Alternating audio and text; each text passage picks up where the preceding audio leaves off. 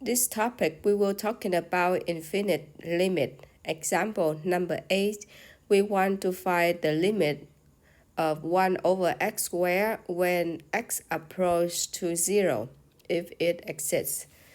So we need to find the limit when x approaches to 0 on the right side and x approaches to 0 from the left side of 1 over x squared.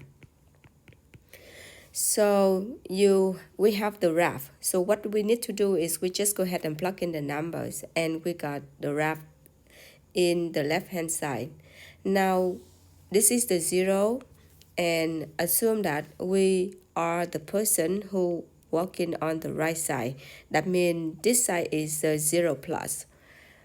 Then when you just approach more and more to the 0, you can see that the y value we will get is really large.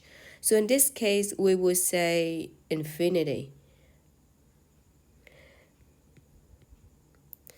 And when we approach to the 0 from the left hand side, so 0 minus, we will get a really large number on the y part also. We don't know that number is, so we just know that it's really large, so we would say it is infinity. The limit will be infinity. It's positive because it's on the top of the 0. So when we have the limit from the right side and the left side of 0 of the function 1 over x squared, then by definition we learned before, the answer will be infinity. Now let's do one more example. So I want to find the limit from the left and from the right of 0, and from both sides when x approaches to 0 of the function 1 over x. If you recall from pre-calculus, the function 1 over x, the graph is like this. Then if we approach from the right hand side, if we are on the right hand side of the graph and then we approach to 0 this way, so we will get a really large number. So the answer will be, from the right hand side, will be positive infinity. And what if we go from the left hand side and we approach from the left hand side, approach to 0?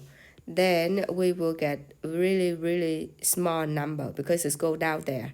So it will be, the answer will be negative infinity. The limit from the right side of 0 and from the left side of 0 are not the same. So we will say that does not exist when x approaches to 0. But what is the conclusion from these two examples is that as long as the limit from either the left or from the right, it gives us the answer is infinity or negative infinity, the value will be vertical asymptote. So in the first example, number 8, the vertical asymptote is x equal to 0, and the vertical asymptote for the example 9 also x equal to 0. So when x approaches to that value, either on the left or on the right or both, and if it gives you the answer is positive infinity or negative infinity, x equal to that value will be the vertical asymptote. So here is the definition. So we call that value is the A.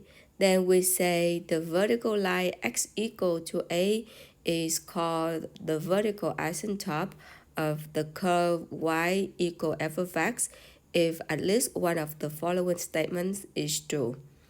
So you can see that this is from the left side and this is from the right side. Is give positive infinity or can be answer negative infinity or can be both sides.